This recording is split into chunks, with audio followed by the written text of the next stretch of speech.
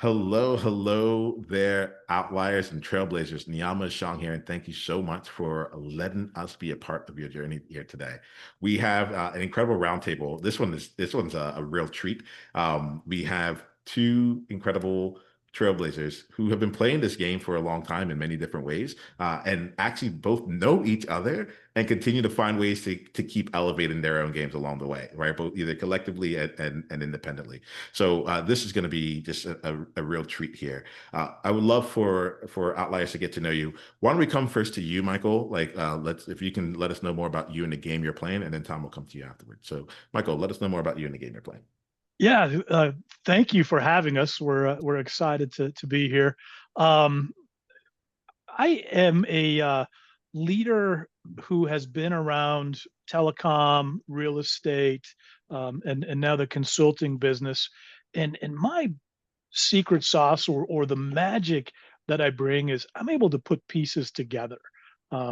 So in some of my past roles, I served as, sort of a chief of staff of sorts, where I was able to, drop in the middle of an organization and look at data and talk to people and listen to customers and say, all right, here's a great place in your organization. Here's something we need to fix. Here's something we can work on.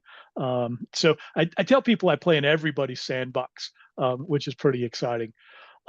Personally, I am a father of three boys, just about to become an empty nester in 3 weeks. My youngest goes off to college.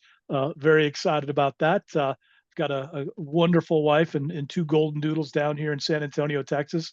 Oddly enough, Tom and I live about 2 miles from each other. If you look out my front window, there's a large JW resort, and Tom lives on the other side of that JW resort. So that's pretty exciting stuff. But if you had to talk about me in a nutshell, I help founders understand direction, vision, help them execute, bring that stuff to life, and again, kind of bringing the magic of being able to put all of the pieces together for them. That's fantastic. I'm glad to hear, Michael. I'm excited to explore more of this here. I also like the way that you own what you do. You're like, no matter what I do, I'm putting the pieces together. Right. I think that's a really cool element of like this one of my outlier advantages. It sounds awesome. Awesome. Tom, would love to get to know you. Tell us more about you and the game you're playing. Yeah, so I'll start with family first. So I'm happily married, 35 years this December, to a beautiful wife. We have two grown kids, and our oldest is our daughter, and they gave us the wonderful grandchildren, and we loving being grandparents. And we have a son that's not yet married. So we're a family of faith. In fact, Michael and we met at church, and one of those days where I told my wife, I just want to be in my bubble. And I came back from the bathroom and she had burst my bubble by introducing me to Michael and his lovely wife, Sherry. And so we hit it off from the very beginning. It was one of those situations where as a couple, both of us got to know each other and we're like, yeah, we want to get together as a couple. So Michael and I, we've been working on our podcast and trying to help entrepreneurs accelerate, business owners accelerate their business. My background is I was actually an occupational therapist for 30 plus years. When I was finishing up OT school, I started night school while I was doing my clinicals and started working on my MBA. So I come from a clinical background, but with a business mindset. About 8 years in, went into private practice. I was blessed to have a business partner who was, we were yin and yang. We always said that I was the kite and he was the brick. So if it was up to me, we had a lot of ideas, no ways to do it. It was up to him. We'd have ways to do things, but nothing really to do. So we went from two of us in a office of 350 square feet to 20 years later, we had 11 partners, a little over 2,400 employees nationally, and had gone through a series of mergers and stuff like that, and created one final company from which both of us retired in 2018, sold in 2019, and immediately retired and realized that entrepreneurs' brains do not retire. So as I had said earlier, 1 o'clock, 2 o'clock in the morning, my mind's racing. But it wasn't just that; it was through much prayer and preparation. We opened up a Grease Monkey Auto Lube with our son. He's always loved cars. We bought his first car when he was 8 years old. People thought I was crazy, but is a $500 investment versus about $8,000 in select baseball. So I'm figuring do the math. And so ran that for 4 years and just sold the franchise last year. And so, it's weird. It's, healthcare, it's oil change. But what you find is that there's some commonalities. And I feel like that's the thing is that for where I'm at now, I'm consulting with several companies. So I had a second retirement that lasted about 6 months. And then I started consulting with some folks, and really kind of some core pieces is one is when I talk to business owners in particular, I tell them, I want to be your fractional partner. I know what it's been like to be in the trenches. I know what it's like to both literally and figuratively be in a foxhole. And so I want to be that person for you, but I do not want equity. We gave away equity or sold equity earlier than probably we needed to. And so, what I want to be for somebody is that person who understands what they're going through, is committed to maintaining, for to use a military analogy, maintain that field of fire, keep applying all the pressure that we need to, but allow them to focus on running their business versus running within their business. The proverbial can't work on their business because they're working into it on a daily basis. And so I feel like that concept of the fractional partner gives them the benefit of what they need, but at the same time allows them to maintain all their equity. So I'm fairly compensated for what I do, and at the same time, they don't have to give up any equity. And then Michael and I together, that synergy of all the areas that we've worked and all the industries that we've worked in, the different conversations and all of those come together in a common effort to help people thrive, to see their organization blessed, them blessed. But beyond that is the understanding that entrepreneurs have in terms of how this impacts our families.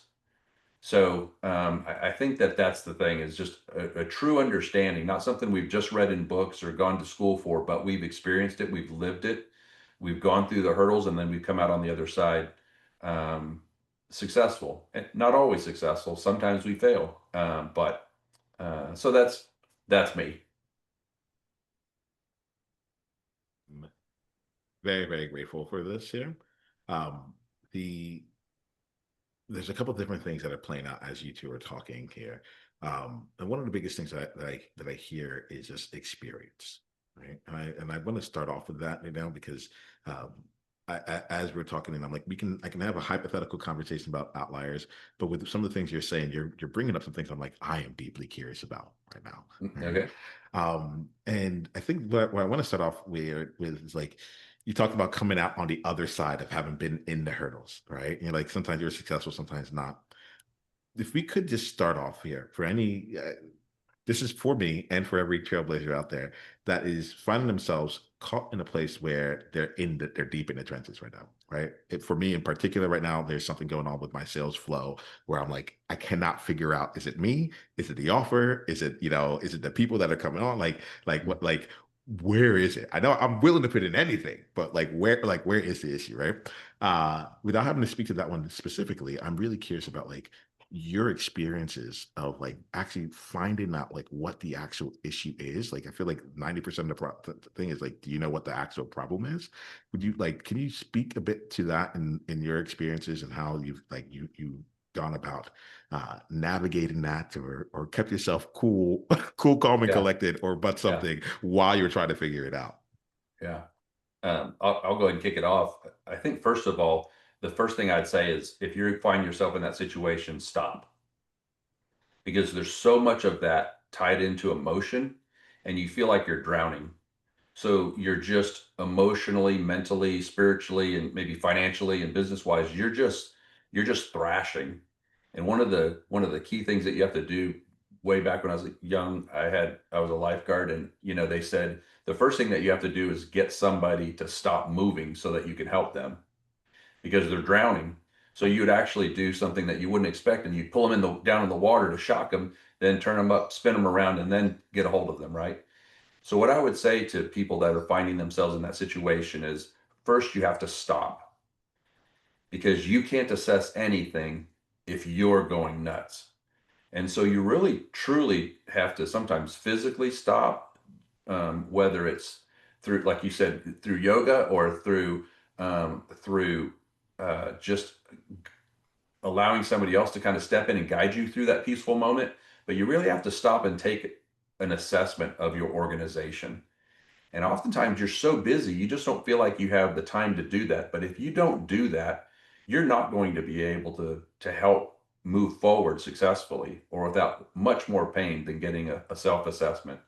So I think that's the first thing, is to just stop and then step back and begin to look at all of your systems and just kind of see where the proverbial blood is coming from.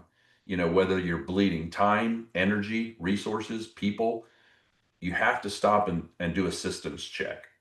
And, you know, in the medical field, like say an ER room, you know, if the patient's not calm enough for you to be able to do your assessment, you can't, right? And so I would say that the first thing that they have to do is just get to a spot of peace and calm and begin to do a self-assessment, look at the organization. The second thing, which is more conceptual, is don't throw labor at it. You may find that a consultant costs a little bit more, and this isn't an advertisement. If you never talk to me, what I would say is, before you give away equity, before you hire somebody, stop and consider whether somebody else could come in, help your organization, and then step back out.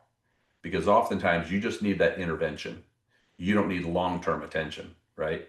And we throw labor at it. Next thing we know, all we do is have higher labor costs and the same problems, and a bunch of people there that are their primary mission is to protect their own job. So hopefully that's helpful. I would think that I'd be shocked if it wasn't resonating with somebody that listens to this. Well, I'll tell you right now, just so you have that quick feedback loop, it's resonating with me. Okay, So perfect. there is at least one person who is deeply impacted from this, and Great. outliers will be before this conversation and after this conversation. You just like you want to say, All Michael, I'm right. really curious about what you got, what you have here. What you would like to bring in on this. Yeah, so I love this, a focus group of one. That's beautiful. Yeah, That's it. People come to like, if I could just reach one person, I'm like, don't worry, right. that's covered. Like, we're good. And this specific example is a good illustration of how Tom and I are very complementary for each other. Because when you ask the question, I go right to the data. You know, what is the data telling me? What is the data showing me? I'm a very I believe firmly that we have to take a data-driven approach to problem solving. Now I say that, but you know, with all of the data that we have, you also have to have the wisdom to understand, is the data accurate? Is what's exactly is the data telling me? Are there gaps in my data? So I talk about a nuanced data-driven approach to problem solving, because you do have to marry a little bit of art with the science to identify the problem, identify the root cause, and then jump right into whatever problem-solving approach you use. Whether you're you know, a Lean Six Sigma guy, or you know, I'm the guy who when I identify a problem and have analyzed some data to get a good understanding, I'm throwing a problem statement up on my mind map and I'm just going to town on the mind map. But I do encourage to really analyze the data. And if the data doesn't exist, let's figure out where to get it. Do we need to, in your issue with you know, a challenge with your sales workflow, you know, where can we get information as to what's broken? Do we survey customers? Do we survey employees? Do we sit, you know, if again it's a focus group of one, can I sit with somebody and kind of go through a guided approach to, you know, identifying what's wrong and some of that data? I'm a firm believer in starting with the data.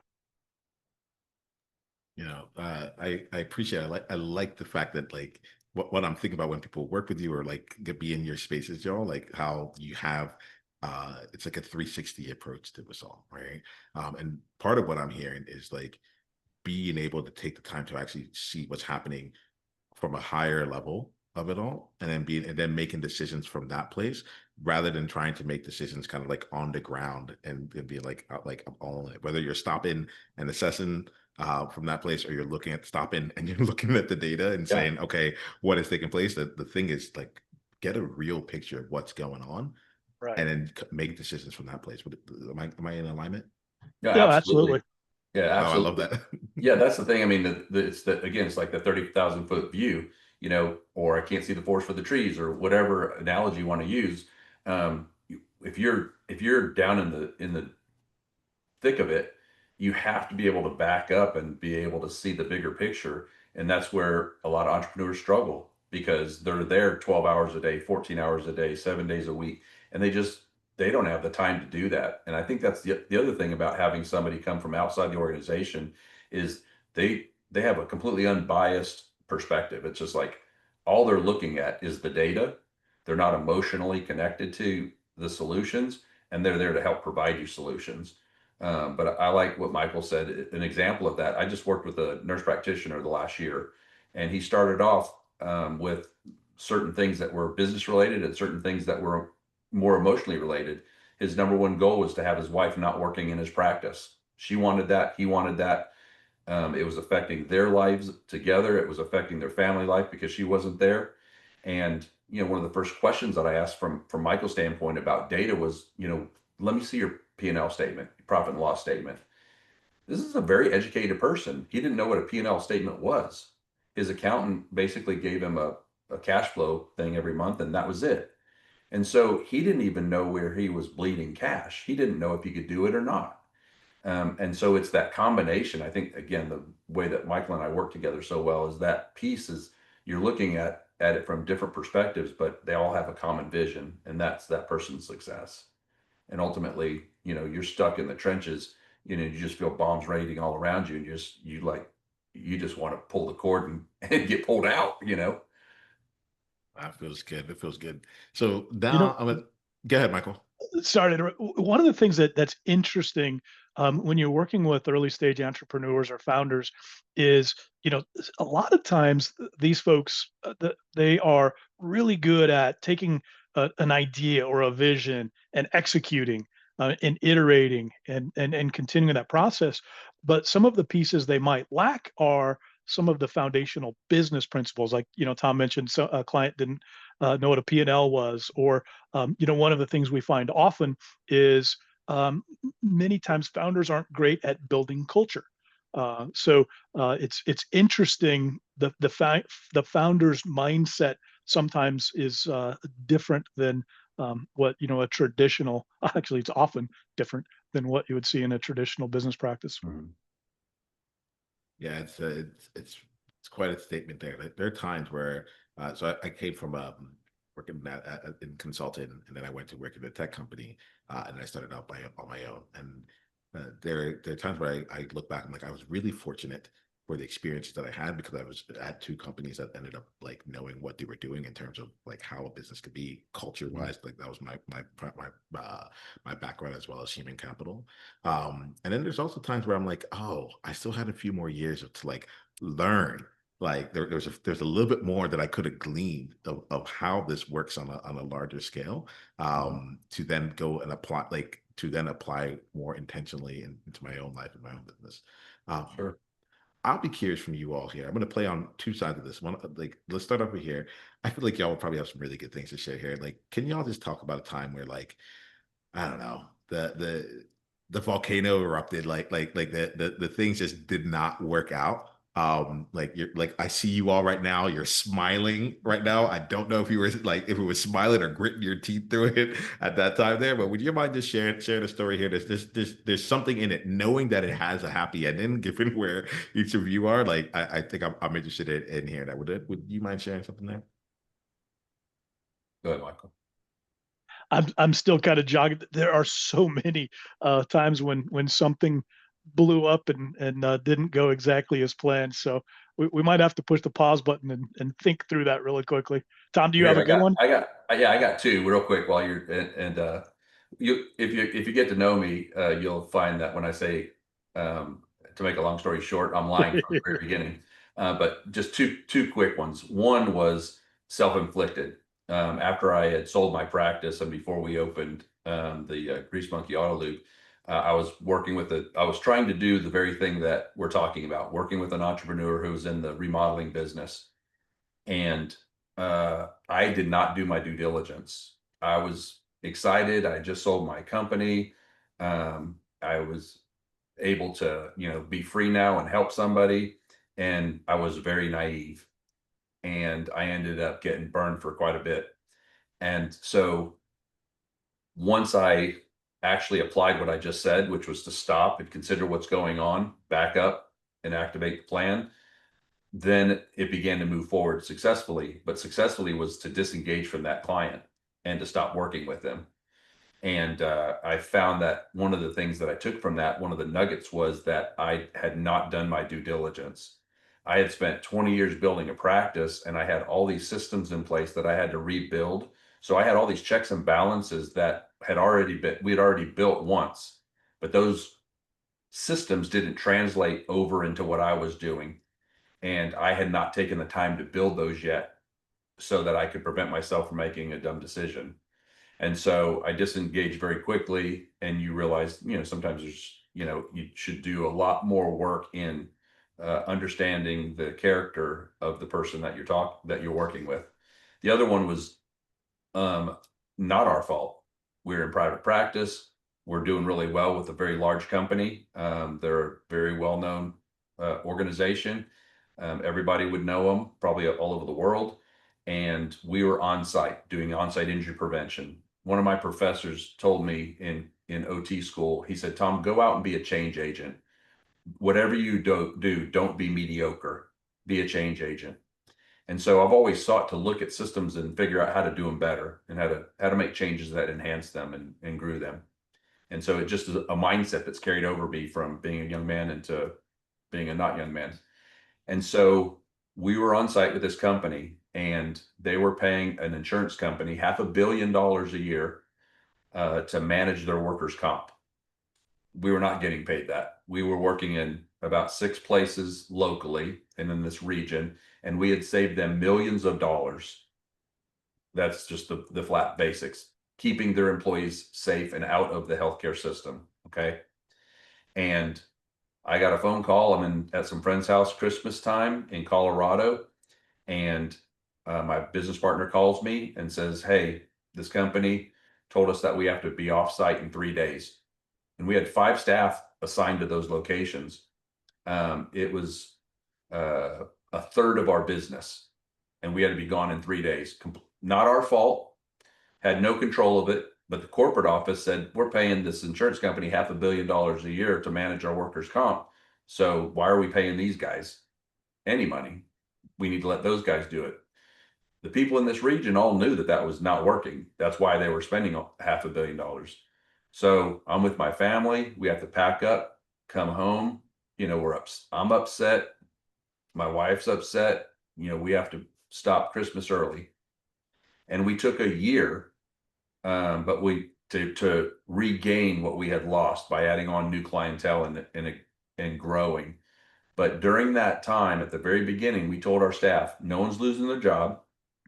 We're not cutting benefits, but it is going to hurt for a year. But Keith and I had spent so much time building up savings in order to prepare. And so I think the message is if you're in a situation where you can prepare for a storm, plan on a storm happening and have it to the side, and don't ever touch it, and allow that to be there as a buffer. And so those are 2 times when, one was self-inflicted, the other one was not, and it was nothing that we had done wrong. And you just have to grind. I've All right, got Michael. I've got an example of semi self-inflicted, I guess, and it was a really good lesson for me to really understand the value of asking questions and asking the right questions. Several years ago, we were piloting for a client a tool, kind of a CRM type tool, but it really would change the way they do business. It was a pretty significant pilot project. And the success metrics that one of the third party vendors were giving us, it just didn't smell right. So our corporate partners, this was a very large organization, 100,000 plus employees. Our corporate partner was saying, "We're going to get you this metric. We're going to get you this metric. We're going to get you this metric." But in the meantime, we're kind of operating in the dark. We don't know exactly if we're going in the right direction. And I was doing an executive presentation, and I parroted corporate's going to get us this key metric to understand if we're doing the right thing, ASAP. Granted, I've heard it for a couple of weeks now, and somebody that is local, boots on the ground, in the local business analytics department says, I developed that last week. And, you know, didn't make me look that great. It put the project behind a little bit. But at that moment, I really, the value of making sure you're asking the right questions and asking a lot of questions. I kind of, if you've got kids, you'll understand the game of 5 whys, asking why until you get the right answer. And I think that example has really taught me keep asking, keep asking, keep asking, and not just that, but the right questions. I appreciate both of these here. There's one of the takeaways I'm getting at, as you say it, is it actually is hitting that one area where I'm like, you're here, y'all are still smiling, you're still breathing.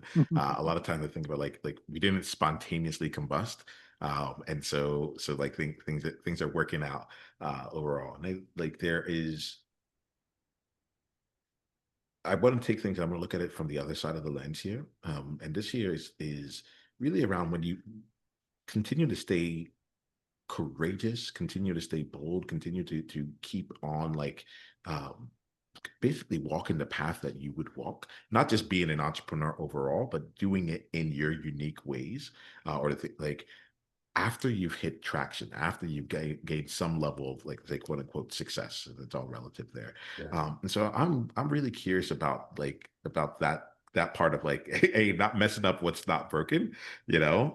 But on the other side of it, just like continuing to innovate in a way that feels aligned for you and continue to grow as you hit different revenue levels or different stages of your business and career. Any thoughts on that? And you can also speak to some of the things that you see that do wrong. It's something that's on my mind. Things up or anything. Michael, you want to go Yeah, first?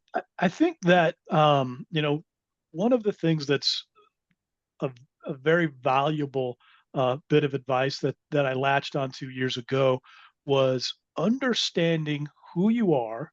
I'm very big on my personal purpose, my personal mission, my personal values, and aligning those to what you do, whether it's professionally or personally.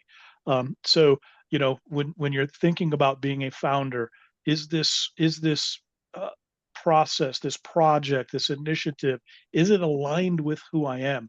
And it give you just a goofy example.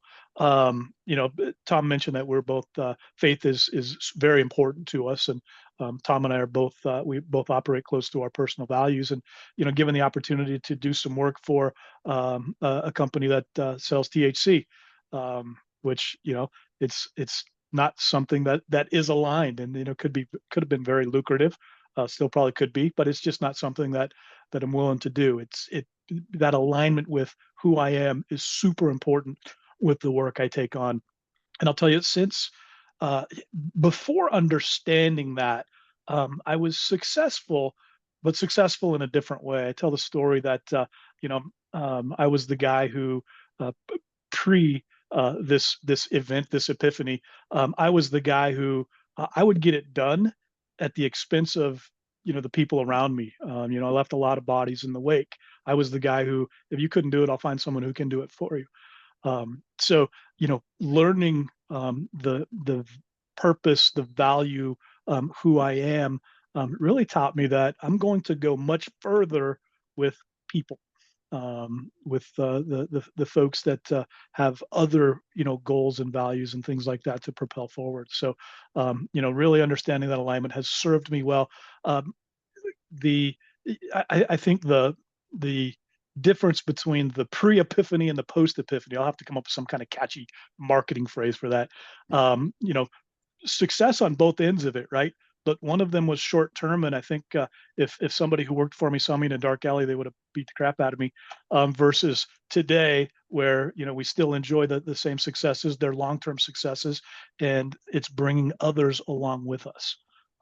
So I think that's one of the most valuable things I've ever learned. There's something to this, and Tom, I'm very curious about yours in a bit, but I what I also want to just call out here is like you started out one of your first answers with culture, right? And so as like to hear this year, like when I see that like you allowed yourself to go through the transformation to then like bring other people on, and then now as you're talking, like one of your first answers, like the leverage point is culture in there. There's a big leverage in Absolutely. there, and so like I just really I get the difference between this is like wisdom and experience at hand. It's like yeah, you learned that one a little bit the hard way it seems. Yeah, I think you'll hear if you and Tom and I were on the phone for another hour or two, you would hear another hour or two about culture. It's that important to us. And, Mhm. Tom, he'll probably share an example. The company that he built from 2 people to over 2,000 had one of the most robust, vibrant cultures I've ever seen. Mhm. So culture is a little important to us. Yeah. Well, culture to me, a business culture is a personal character, who we are in our character and our values. So the business culture is just it's a macrocosm of that. So if I don't want to work with you, if I don't want to have coffee with you, the universal you, if I don't want to have coffee with you because when I do, I feel like I gotta go take a shower because your character is not one that I want not just aligned with, but that just makes you feel ick. Imagine that when it's magnified because you're that as a leader and that character is coming out through your culture. And was it Steven Drucker that said character eats culture, each strategy for breakfast? You Mhm. know, I mean, culture eats strategy for breakfast. And that's absolutely true. As an organization that works in the healthcare field and then on site with industrial clients, our organization facing the COVID issue could have just been devastated. But we had spent years working on our culture. But even the people that consulted with us in the establishment of our culture said this begins with you, and you're going to. I like creating pictures of things. It helps me to break the complex down into simple, and so for me, culture is a garden. You know, you're gonna fertilize you're gonna decide what you want to plant. You're going to fertilize the soil. You're going to churn it, but you've got to be out there tilling it. You can't just throw the seeds out and go, okay, now I'm gonna have the garden that I want, because otherwise you're gonna deal with the weeds that sprout. And so, like Michael said, for me, it's to go back and answer the beginning of the question. There's a couple of words: contentment, presence, balance. Those are things that Michael and I will often ask people. Hey, we got to time a hot tub time machine. We're going to go back 20 years. What would you tell your younger self 20 years ago? And that's what I would have told myself: seek balance, find contentment in and allow that contentment to settle, and then it's okay to grow. But there were many times that I'm trying to catch up for today with my children and grandchildren, that I didn't afford them back then, where we'd be on vacation, and quite literally, I'm on vacation, I'm texting my admin from the bathroom, and she's texting my wife saying, Sherry, tell Tom to stop texting me and enjoy his vacation, because I just couldn't let go of it. And so I would encourage people that are in that situation right now to realize that at the end of the day, the end of the day, you're not going to be surrounded by all of the people that you impacted in your business and executives and all the people that give you trophies now. You're going to be surrounded by your family and closest friends. And so seek balance. Because the better balanced that you are, the stronger your character, and then some tactical skills, like the better that a communicator you are because you've invested in the time and energy to learn how to communicate properly, then the more likely it is you're going to accelerate your business just naturally. But you have to start by defining what you want your culture to be in your business.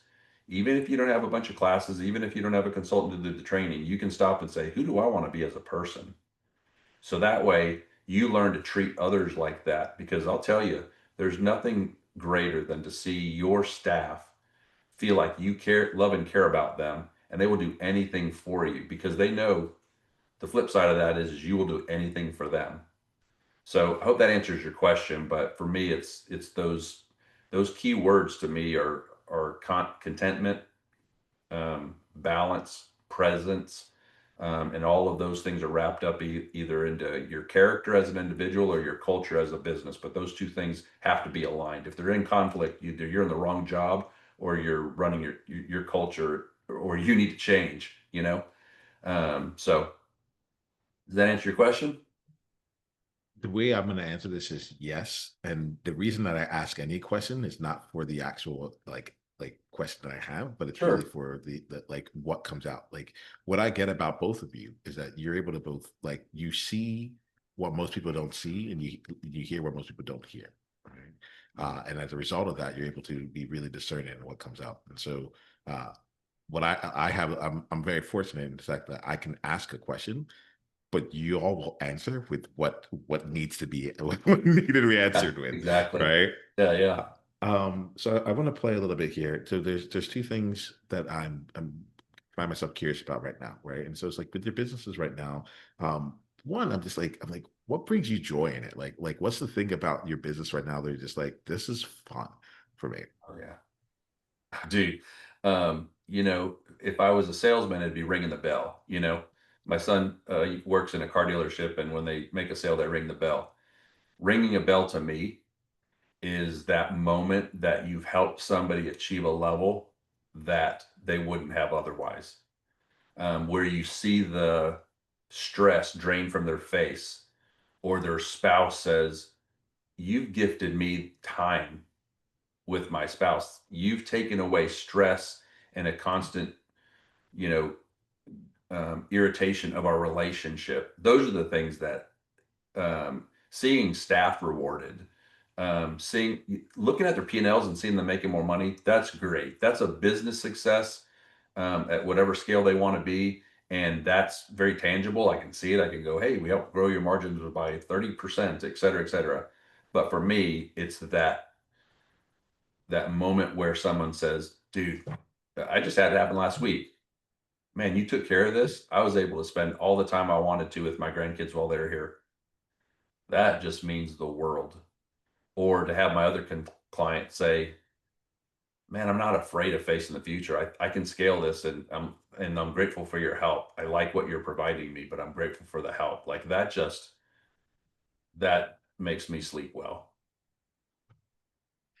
And I think my response is almost identical, if you can imagine that. Um, my purpose is to help others discover and unleash their potential.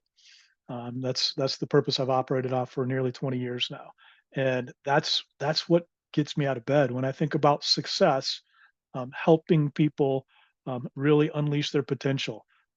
That's success to me. See, like, so let's keep playing with this here.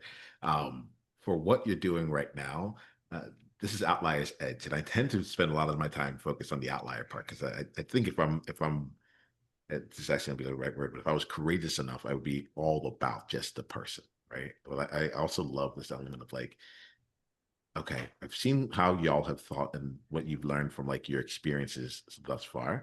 I'm curious about what's keeping you on your edge right now. What's that? What's like the courageous project you're taking on? What's the thing like? And it might be in the business, but it might be like the way you do life now that is called like similar to what you're just saying there, Tom, where it's like it could be the business, but like there's Yeah. something else here.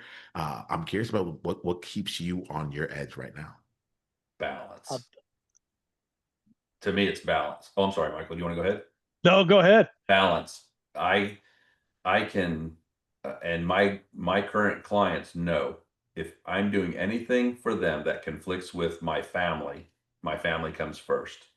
So to have the financial freedom to be able to say that, to have the relational freedom between the people that I'm consulting with, for them to understand that, and for my family to know, if I need dad, he's going to be here.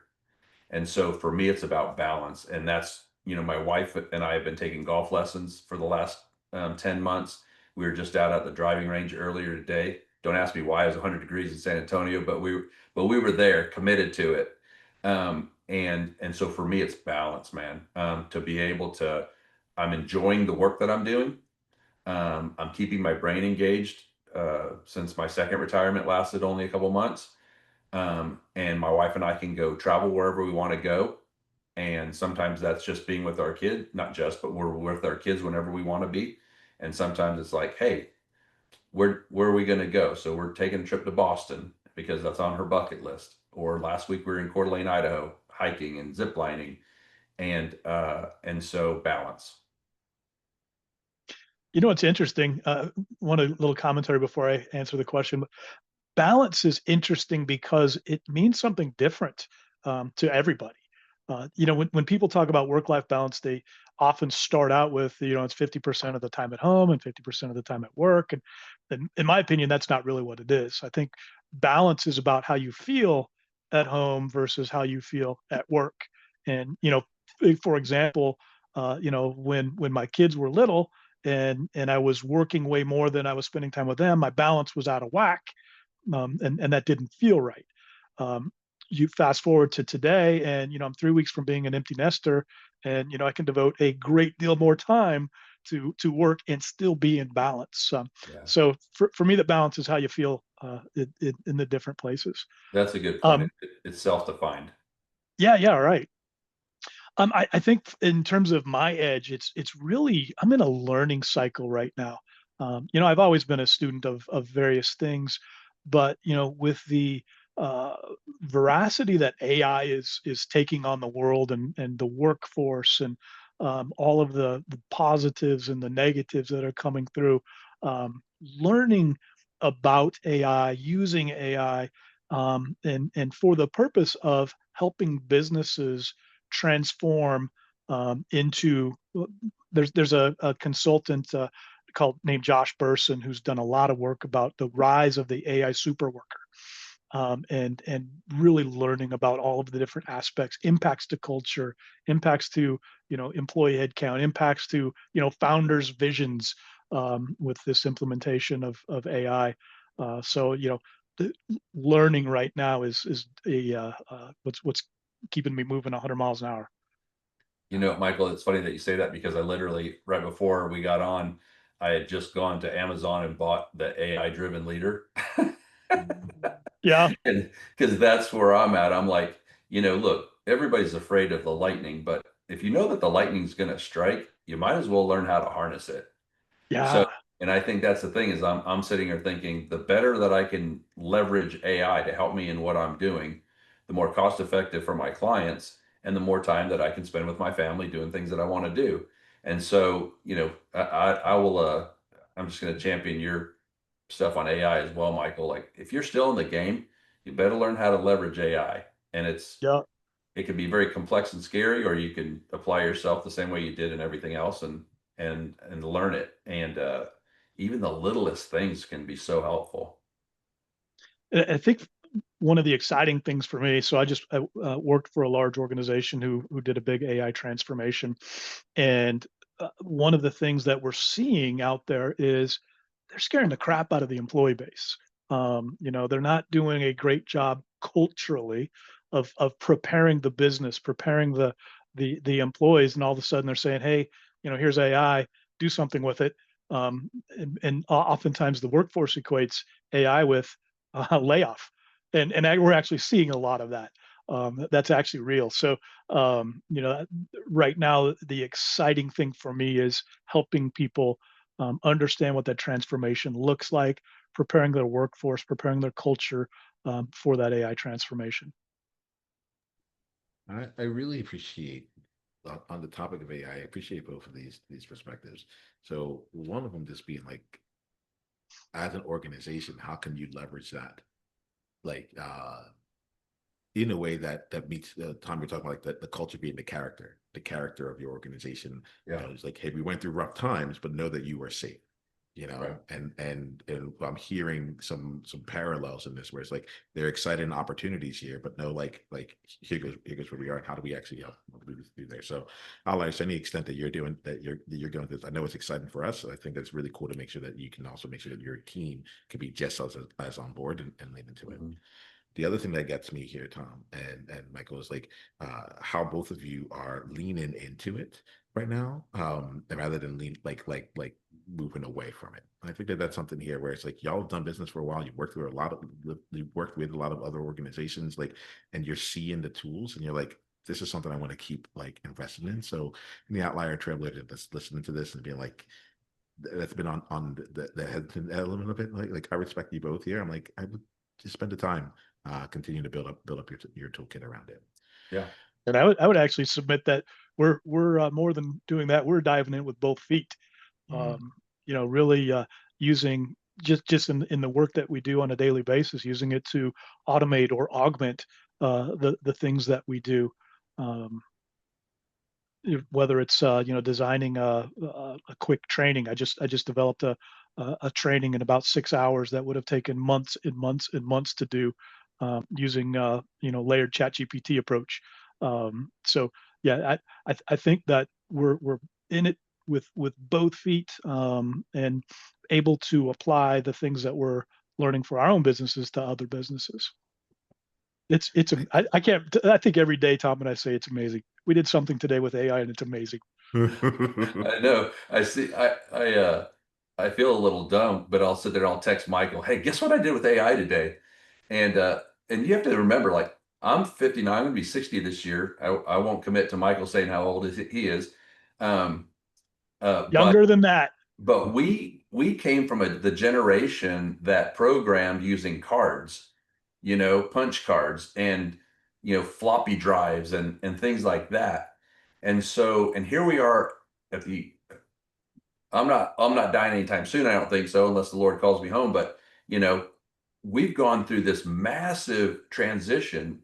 So probably struggling right now are people in our age group that think that they're going to be, out of a job because of AI. And what we're here to tell you is don't do that. Go learn it. I mean, the AI itself will teach you how to use AI. It's like the hamburger telling you how to create it. So get excited about it, but learn it. Don't go, oh, crud, now I'm going to be out of a job and I might as well start mowing lawns or something. Learn it. So I want to encourage people, if they don't know anything about it, learn how it can be applied in your organization or in your smaller business. You may have no employees. You could be in the trades, or you could be have a small to medium sized business. Learn how to leverage AI, because I can't imagine just about any business not having some advantage, even if it's just helping them create handbooks. There's just so many ways that it can be utilized. Most certainly. I like that. We're going to wrap up this conversation on that here, just like because it's an invitation to keep playing this game and to keep like up leveling along the way. Outliers. This was a really meaningful conversation. My ask of you is this: please go and share this with your people, people in your world. This podcast grows by word of mouth only. But more than that, like is sharing it out in the world. What I found is like both Tom and Michael brought in like very specific areas around like how they're actually impacting people and the organizations that they work with. And what I would love here is we brought that kind of specificity to the sharing of this. There's probably someone in your world right now who would really benefit from hearing the conversation that was had here. And I think that if we all just found like one person in our world who would really like this conversation was for them, my ask that you go and share it with them. And share it with intention, share it with as a gift. Let them know, like, hey, I heard this and I thought of you. There's something in my mind that just says, like, that would be enough. In fact, there's something exponential about that. If you like, when I really allow myself to think about it properly, and so yeah, there's some like if you wouldn't mind, it would mean the absolute world to me. And if this grows one person, one conversation at a time, we would get there. We would get to everywhere we need to be because it'll get to the right person, and that to me, I think is what's really important. Right? Tom, Michael, we're going to wrap up our conversation. The way that I do it is I like for each of you to do two things. One, let us know how we can go deeper down the journey with you. Let us like the best way for us to be in contact with you. And then the second thing here is like with all your wisdom, all your experience, right now we've given that to the outliers, and so they've had their experience. Right. My question for you is like, what's the insight that you got from today's conversation? If there was something even that from this conversation that rather you took the hot tub time machine, but you actually did it like the old school way, where you kind of you put it into a time capsule and had it come back 20 years later and you went to it. What's the message that you would leave to yourself based on this conversation that like that 20 years later you would want to be reminded of? Right? Okay. So how can we go deeper down with you? And if you had a time capsule it, like what's the message you would leave to yourself that you come back to in 20 years? Tom, let's start with you and then we'll go to Michael. So from a contact standpoint, you can reach me at tom.tobinteam@gmail.com. So it's tom.tobin outliers@gmail.com. I appreciate the opportunity to come on and talk to your team, your group today and your community. And, just, I think the thing that I'm leaving with is I would love to see 20 years from now, someone dig up this capsule and say, this is how it changed me.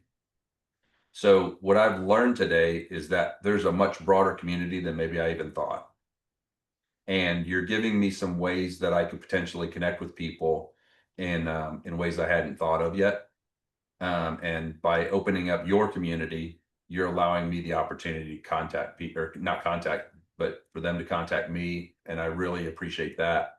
But I would love, even if nobody ever contacted me, I would love for 20 years from now, someone to dig up that time capsule, kind of like you find somebody's ring in the sand and then you look them up, 20 years from now, to have somebody come up and say, you know what, I was on this podcast that I listened to and you were on there and this is how it changed my life. Like that would be a huge blessing. So again, tom.tobenteam@gmail.com. If I can be of any assistance. Thank you so much for allowing me to be on your cast today. And it really, truly was a blessing. So thank you. Awesome. So you can reach me at info@edwardsgrouptx.com. And I'm also very active on LinkedIn. So I write a couple of times a week on there, and have a decent presence there. I think for me, the conversation is really just continue to validate the alignment. Starting at the right place is the culture, and as founders or entrepreneurs are going through this journey, regardless of the stage that you're in, whether you're going out looking for, VC funding, or, just getting your MVP ready to go, keeping the culture at front of mind through every single step won't guarantee your success, but it will probably increase your odds of success exponentially. So I too appreciate the time. This has been a lot of fun, and the conversation was very inspiring. Yeah, I can say exactly the same thing here. Outliers, just make something of this year. All right. And remember this, until the next time that we talk, be you on purpose. Journey on.